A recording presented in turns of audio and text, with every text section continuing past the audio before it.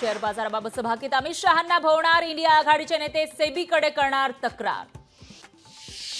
OBC नेते मराठा समाजाबाबत विष ओकतायत। मनोज रांगेंचा हल्लाबोल, काहीही झालं तरी ओबीसी मधूनच आरक्षण घेणार, रांगे पाटलांचा निर्धार। भाजप आमदारांना माहितीमध्ये अजित पवार नकोसे, अजित पवारांना सोबत घेतल्यानं लोकसभेत फटका बसल्याचं आमदारांचं मत। सूत्रांची लोकशाहीला मराठी। राज्य मंत्रिमंडळाचा विस्तार आठवड्याभरात होण्याची शक्यता। मुख्यमंत्री शिंदे आणि फडणवीसांची रात्री वर्षावर विस्ताराबाबत खलबत। कोल्हापुरात आज शक्तीपीठ महामार्गाविरोधात मोर्चा करणाऱ्या प्रमुख पदाधिकाऱ्यांना पोलिसांची नोटीस।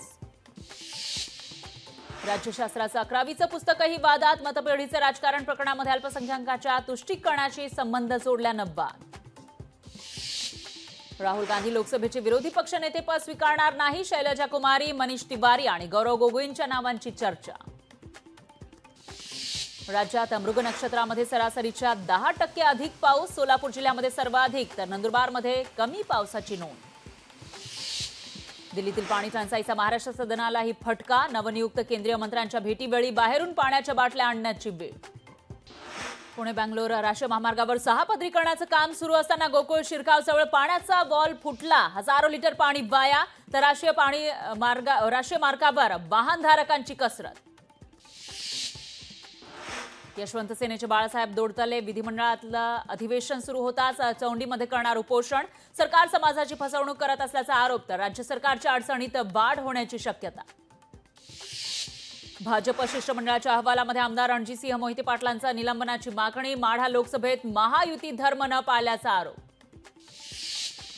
धाराशिवचे खासदार ओमराजेंचे बॅनर फाडल्यानं शिवसेना कार्यकर्ते आक्रमक। फोन उचलल्यावर काय होतं कळलं का? शहाशाचे बॅनर फाडल्यानं वाद।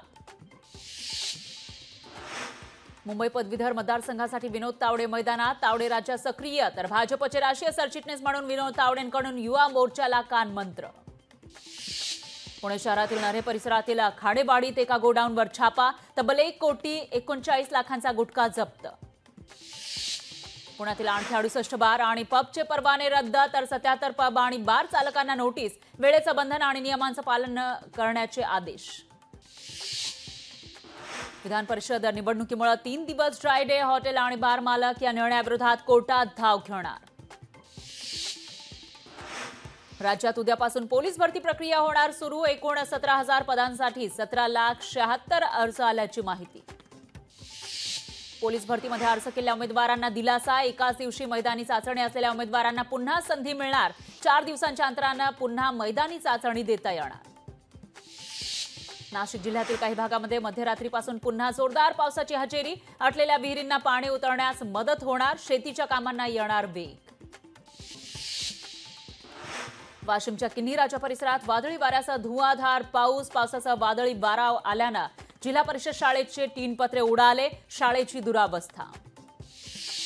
यश आणि पराभवाला पचवणं शिकलं पाहिजे। विकासासाठी गरज, तिथं आम्ही सोबत आहोत। खासदार बळवंत वानखडेंना शुभेच्छा देत रवी राणांचं वक्तव्य। राष्ट्रसंत तुकडोजी महाराजांच्या कार्यभूमीमध्ये अवैध धंदे फोफावले। ग्रामपंचायतीनं घेतला अवैध धंदे। दारूबंदीचा ठराव, मात्र पोलिसांचं गंभीर प्रकरणांकडे दुर्लक्ष। मनसेध्यक्ष राज ठाकरे 19 आणि 20 जूनला नाशिक दौऱ्यावर। संत निवृत्तीनाथ पालखी प्रस्थान सोहळ्यासाठी उपस्थित राहणार, तसंच सहकुटुंब त्र्यंबकेश्वराचंही दर्शन घेणार। सिम कार्ड बंद ठेवल्यास दंड होण्याची शक्यता। शुल्क वसूल करण्याची ट्रायकडून योजना तयार।